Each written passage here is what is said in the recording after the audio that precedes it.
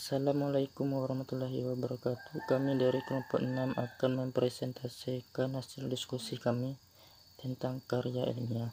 Sebelumnya saya akan memperkenalkan anggota kelompok terlebih dahulu, yaitu saya Tuti dan Nabila dari jurusan Teknik Industri Pertanian, dan Ilham Wardana Putra dari jurusan Ilmu Hukum. Dosen pengampu kami yaitu Ibu Ria Febrina SSMUM selaku dosen Bahasa Indonesia Universitas Andalas. Baik dimulai dari definisi karya ilmiah. Karya ilmiah adalah karya seseorang ilmuwan yang ingin mengembangkan ilmu pengetahuan, teknologi, dan seni diperolehnya melalui kepustakaan, kumpulan pengalaman, peneliti, dan pengetahuan orang lain. Definisi lain menyatakan bahwa karya tulisan ilmiah adalah serangkai kegiatan penulisan yang didasarkan pada pengajian atau penelitian ilmiah yang ditulis secara sistematis menggunakan bahasa prinsip-prinsip ilmiah. Baiklah, saya akan menjelaskan tentang jenis-jenis karya ilmiah, karya non-ilmiah.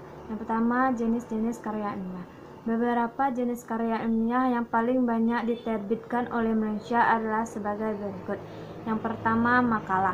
Makalah merupakan karya ilmiah yang menyajikan sebuah masalah yang penyelesaiannya mengandalkan berbagai macam data yang ada di lapangan.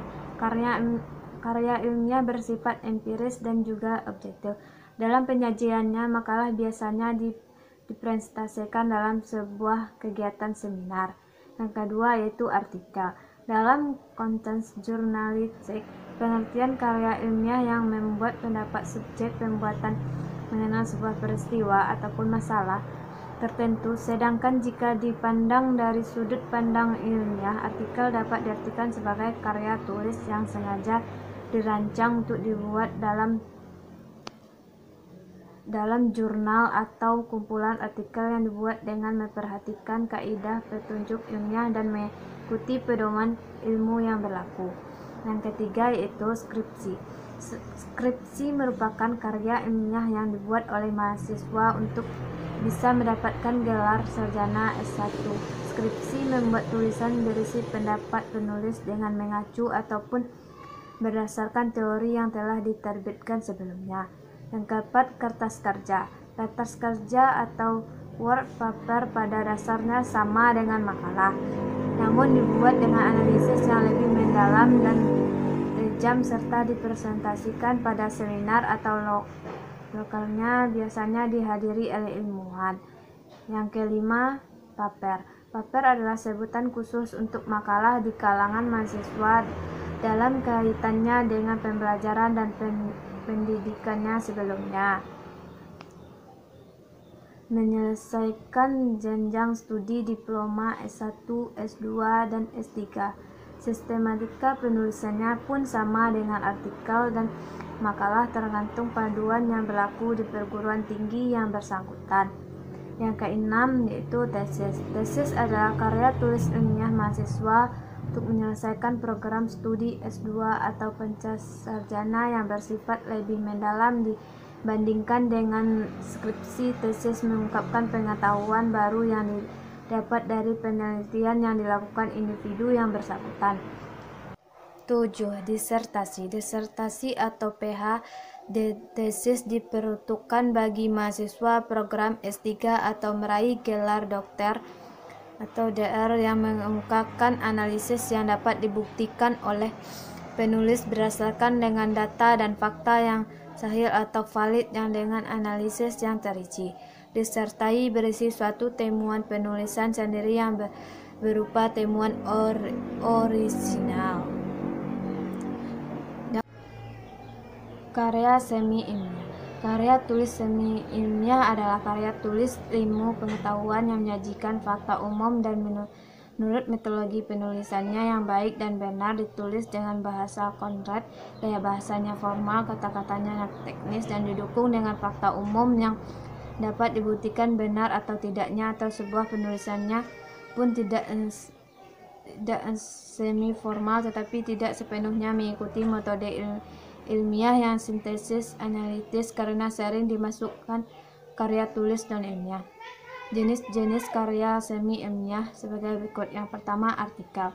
Artikel adalah suatu karya tulis yang lengkap dan terdapat di dalam majalah, surat kabar, dan media massa lainnya. Tema-tema yang terkandung di dalam artikel bisa berupa pengalaman pribadi, imajinasi penulis, pengetahuan umum, dan juga penelitian pengetahuan umum dan juga penelitian ilmiah. Yang kedua adalah editorial.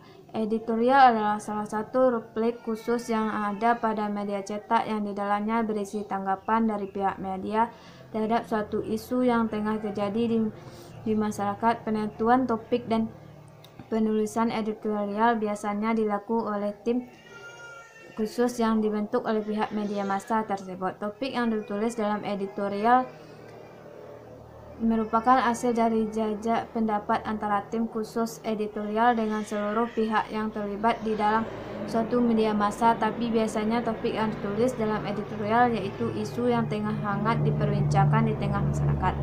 Yang ketiga yaitu featur. Featur adalah salah satu karangan semi ilmiah dan karya jurnalistik yang ditulis dengan gaya bahasa yang khas serta bersifat subjektif. Featur disebut juga karangan khas. Biasanya gaya bahasa khas yang digunakan pada featur yaitu gaya bahasa Sarawi yang mengandung macam-macam majas di dalamnya. Tema featur ini biasa berupa sejarah, pemandangan alam atau tempat wisata, human interest, profil seorang tokoh atau biografi, petunjuk praktis dalam melakukan sesuatu serta ilmu pengetahuan dan teknologi. Yang keempat itu resensi. Resensi adalah ulasan buku, film, lagu, dan album musik yang dimana semuanya diulas mulai dari kelebihan hingga kekurangan. Tujuan resensi yaitu untuk mengetahui seberapa jauh kualitas dari buku, film, lagu menjadi sarana untuk memberikan masuk bagi para penulis buku, pembuat film, pencipta lagu, serta para musisi yang membuat sebuah album musik. Kelima, opini. Opini adalah karangan yang berisi pendapat subjektif seorang terhadap peristiwa atau isu yang diperkuat dengan fakta dan data. Opini bisa dijumpai pada selanjutnya yaitu karya non-ilmiah. Karya non-ilmiah adalah karangan yang menyajikan fakta pribadi tentang pengetahuan dan pengalaman dalam kehidupan sehari-hari, bersifat subjektif, tidak didukung fakta umum, dan biasanya menggunakan gaya bahasa yang populer atau biasa digunakan tidak terlalu formal. Jenis-jenis karya non-ilmiah. Pertama, dongeng. Dongeng merupakan salah satu karya non-ilmiah yang bersifat cerita fiktif atau yang tidak benar-benar terjadi. Selain itu, dongeng juga merupakan salah satu dari jenis prosa lama. Biasanya dongeng bercerita tentang kisah masa lampau yang tidak masuk di akal. Yang kedua yaitu cerpen. Cerpen atau cerita pendek adalah salah satu di antara jenis-jenis prosa baru yang menceritakan suatu tokoh atau peristiwa secara khusus dan diceritakan dalam jumlah kata yang kurang dari 10.000 kata. Di dalam suatu cerpen terkandung beberapa unsur intrinsik dan ekstrinsik. Unsur intrinsik atau unsur yang terkandung di dalam sebuah cerpen. Yang ketiga yaitu drama. Drama merupakan suatu kisah yang disampaikan melalui akting atau gerak yang biasa ditampilkan untuk pementasan teater secara umum. Jenis-jenis drama terdiri atas drama tradisional dan drama modern. Sementara itu, jenis-jenis drama berdasarkan pementasan terdiri atas tragedi, komedi, trakomedi, opera, melodrama, dan sebagainya. Yang keempat yaitu novel. Novel merupakan salah satu di antara jenis-jenis prosa baru yang berisi kisah panjang suatu peristiwa atau cerita. Seperti halnya cerpen, novel juga mempunyai unsur intrinsik dan unsur ekstrinsik. Selain itu, novel juga mempunyai tahapan, alur, dan cerita, di mana tahapan alur tersebut terdiri atas pengenalan, kemunculan masalah, klimaks, dan penyelesaian. Namun pada perkembangan tahapan alur itu bisa berupa tergantung jenis-jenis alur cerita yang dipakai si penulis. Saya akan menjelaskan contoh karya ilmiah tentang sampah. Bab 1, pendahuluan, terdiri atas 3 macam, yaitu latar belakang masalah, perumusan masalah, dan tujuan penelitian. Latar belakangnya yaitu, belakangan ini sampah menjadi konsen besar dunia karena permasalahan yang terus ditimbulkannya. Ada banyak kerugian yang disebabkan oleh sampah yang berdampak bagi kesehatan manusia. Nampaknya masih banyak orang yang enggan mendaur ulang sampah sehingga menyebabkan sampah terus menumpuk. Karena itu, penelitian mengenai pemanfaatan kembali sampah penting untuk dilakukan. Rumusan masalah. Bagaimana cara memanfaatkan kembali sampah? Tujuan penelitian, dapat mengetahui cara pemanfaatan kembali sampah. Bab 2, pembahasan. Sampah yang banyak dihasilkan oleh masyarakat sebenarnya masih bisa digunakan agar tidak terlalu banyak menumpuk. Pemanfaatan kembali sampah pada dasarnya tidak memerlukan waktu yang lama. Yang terpenting adalah kreativitas dan ketekunan. Untuk sampah organik bisa diolah kembali menjadi pupuk, sedangkan sampah kertas bisa didaur ulang dan dijadikan kertas lagi. Untuk sampah plastik dan kaleng bisa dimanfaatkan untuk dijadikan berbagai wadah. Tergantung ukuran, kesemua pemanfaatan sampah tersebut tergolong ke dalam reuse atau pemanfaatan kembali. Bab 3, penutup atau kesimpulan. Sampah memang tidak terlepas dari kehidupan manusia dan seringkali menimbulkan masalah. Akan tetapi, bukan berarti tidak ada solusi untuk hal itu. Ada banyak cara untuk memanfaatkan sampah, bahkan mengubahnya menjadi sumber penghasilan. Selanjutnya yaitu contoh karya ilmiah menjaga kesehatan jantung. Bab 1, pendahuluan, terdiri atas 3 macam, latar belakang masalah, rumusan masalah, dan tujuan penelitian. Jantung merupakan salah satu organ yang sangat vital di dalam tubuh manusia. Karena itu banyak orang yang berusaha untuk selalu menjaga kesehatan jantung, akan tetapi nampaknya masih banyak orang yang kurang peduli.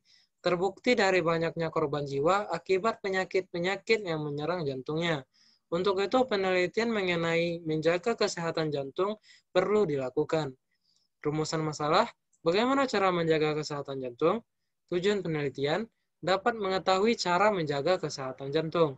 Bab 2, pembahasan. Cara menjaga kesehatan jantung. Berbagai penyakit yang menyerang jantung memang masih menjadi masalah besar bagi sebagian orang. Padahal ada banyak cara mudah untuk menjaga kesehatan jantung. Setelah melalui riset yang mendalam, peneliti menemukan beberapa di antaranya, yaitu menghindari stres karena dapat memicu hormon adrenalin abnormal dan menyebabkan darah tinggi. Menjaga kebersihan, baik kebersihan diri sendiri maupun lingkungan. Mengatur pola makan, kurangi lemak dan junk food, serta perbanyak memakan sayur dan buah, disertai dengan olahraga yang teratur. Bab 3, penutup.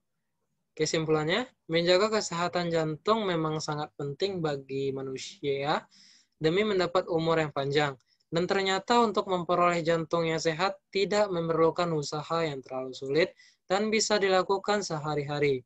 Dengan menjaga kesehatan jantung, diharapkan semakin sedikit korban yang jatuh akibat penyakit yang menyerang jantung.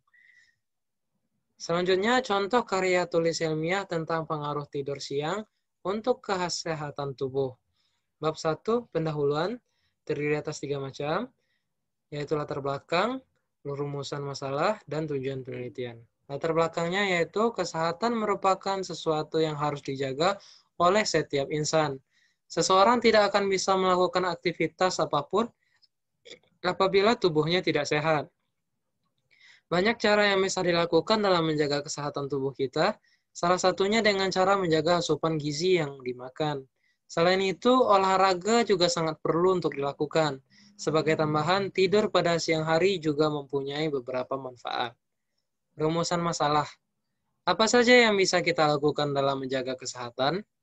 Bagaimana pengaruh tidur siang terhadap kesehatan tubuh? Tujuan penelitian, untuk mengetahui cara yang bisa dilakukan untuk menjaga kesehatan tubuh. Tujuan penelitian, untuk mengetahui cara yang bisa dilakukan untuk menjaga kesehatan tubuh, serta memahami pengaruh tidur siang bagi kesehatan tubuh. Bab 2, pembahasan. 1. Cara menjaga kesehatan. Menjaga kesehatan merupakan sesuatu yang wajib untuk dilakukan, Cara-cara yang bisa dilakukan untuk menjaga kesehatan diantaranya sebagai berikut. Penuhi kebutuhan mineral dan juga vitamin tubuh, konsumsi makanan yang memenuhi 4 sehat 5 sempurna, olahraga teratur, tidur yang cukup, jauhi minuman yang beralkohol. 2. Pengaruh tidur siang. Tidur siang sering dilakukan seseorang pada usia dini, akan tetapi aktivitas tersebut juga banyak dilakukan oleh usia dewasa. Pengaruh tidur siang terhadap kesehatan tubuh diantaranya yaitu bisa menurunkan tekanan darah, menghilangkan rasa lelah, bisa menurunkan rasa gelisah dan juga sedih. Bab 3, penutup. Kesimpulannya, tidur siang adalah salah satu hal yang bisa dilakukan untuk menjaga kesehatan tubuh kita.